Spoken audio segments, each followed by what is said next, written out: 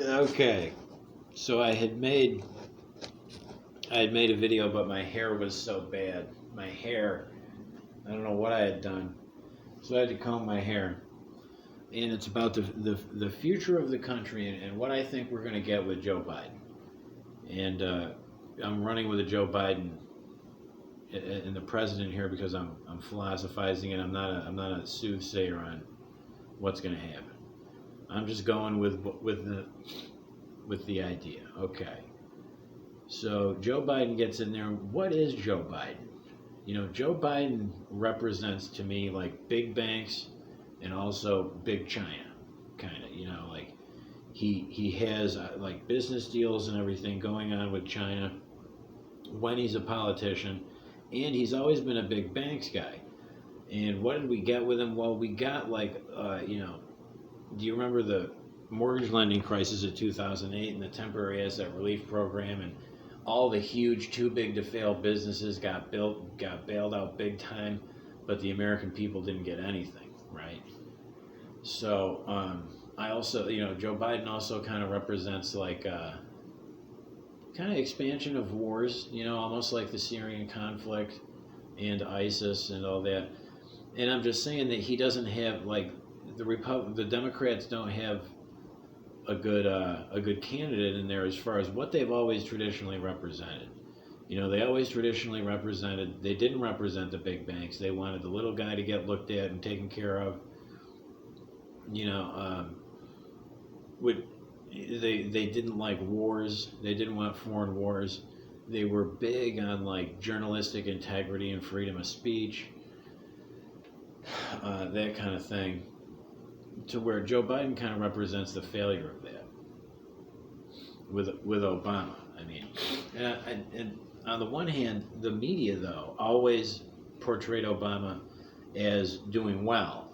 And if you notice, the media always portrayed Donald Trump as like a racist, bigoted, homophobe, xenophobe, whatever it was they could come up with that was bad, because not because they really did dislike Donald Trump, but because Donald Trump kind of threatened their business enterprises, their big corporate, too big to fail entities that they'd created under Obama. Donald Trump kind of threatened that, so that's why they didn't like him, right? And you can understand why when you have most of the major news networks in lockstep with the same propaganda about how Donald Trump is like the worst guy in the world and he needs to get out of office. You can see why people would kind of, because propaganda is cult indoctrination, is what it is. It's like news, but it's like cult stuff. It turns people into a cult because it's a lie. So you had this cult hatred that was kind of fomented and created and promulgated by the media, okay? And the Democrats have always done that. Like if you look back to like Ronald Reagan or George Bush was a terrible president, so they were right on the money with everything they said about him. But when you go back before and you look at almost any time there's a Republican political candidate who gets into office, the Democrats have always looked at that person as if they're the devil themselves, and they need, the Democrats they'll make a deal with the devil to get the guy out of office. The Democrats will. It's like they go overboard and they do anything, but it was so magnified with Donald Trump to where it was, to me, I could see that it was manufactured. It wasn't this thing to where like they personally hated the guy. He just threatened their huge corporate interests. So I think that's what we're going to get with Biden is this corporate kind of like bad unethical communist Chinese business practices in cahoots with Wall Street is I think what we're going to end up with. And to me, like the Democrats, because of their cult hatred of Donald Trump, have kind of dropped their guard on who they were going to vote for instead of who they were voting against, which is exactly what happened with Obama.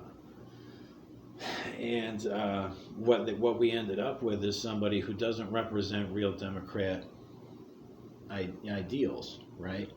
This is the guy who did the too big to fail bailouts and like didn't make sure that the American people got anything.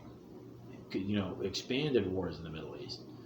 So that's what I think we're going to get. And I'm just wondering, based on how amplified everything from the Democrats was, especially like their hatred of Donald Trump and their propaganda machine towards him, they wouldn't push that hard unless they had something that, unless it was really big, right? So like I think we're going to start seeing like large swaths.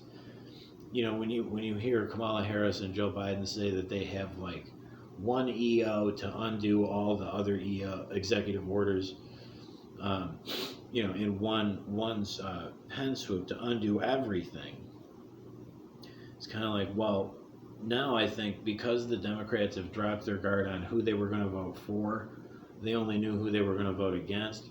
I think we're going to see these huge, like big time changes through the executive branch, and but coupled with the propaganda machine, so that the corporate overlords and the huge banks and like the Chinese communists and everybody can consolidate all the rest of the wealth is what's going to happen. And you might see lockdowns. You might, like my neighbor over here across the street's telling me about, have you heard about the national lockdown? I said, no, I haven't. And he said, yeah, they're going to lock down the whole country for so long. And it's like, oh, well, that'll just destroy anybody who has a business who isn't like a millionaire, multi-millionaire. And, that's the key. Oh, my God, they're going to lock the whole country down. So, like, small businesses will fail left and right. People will go bankrupt left and right. They might get a stimulus check, but I don't think it's going to be enough. Because if you lock everything down, can the government really afford to pay for everybody's everything? I don't know. And so big money grab from big banks and everything. And then on the social side of it, you've got some really wacky ideas. Like that's why I think the Democrats have dropped their guard on this Joe Biden Kamala Harris thing, because there wasn't any scrutiny ever put to any of these ideas from the Democrat primary candidates, who are now going to make up Joe Biden's cabinet. And so like I said before in another video, they voted for Joe Biden, but it was a package deal with all those people, to where some of those ideas are really bad. And, like Beto O'Rourke confiscating your guns. I could go on. I've talked about it before. So, yeah, so that's who's the Democrat Party now. And wow. So what do you do about it? Well, I guess what you do is you just hope that the Republicans can or the people on the other side of the political spectrum can kind of maybe stop like a gun grab, or stop like a TPP somehow. But I don't know if it's going to happen. So we'll have to see. That's what we'll have to do. We'll have to wait and see what happens with this whole election process if Joe Biden gets in. But I think I'm pretty much on the money with that one, where the people will get screwed and the huge corporate interests will get all the power and money with a Joe Biden, and everybody else will get like illegal immigration, gun grabbing, and an abortion. So, and censorship. A few people will get control of, what is and what isn't able to be seen on the internet. Like freedom of expression will go out the window. You'll have to kowtow or do what you're told in order to keep your job. No. And social unrest will continue. I think that's something that's guaranteed. Is there will be with lockdowns, with a national lockdown would come unrest and possible rioting everywhere. So kind of wild. And now that my hair isn't so messed up, and I don't think this video is too long, I think I can get that idea across, even though it's not as good. But at least my hair isn't messed up.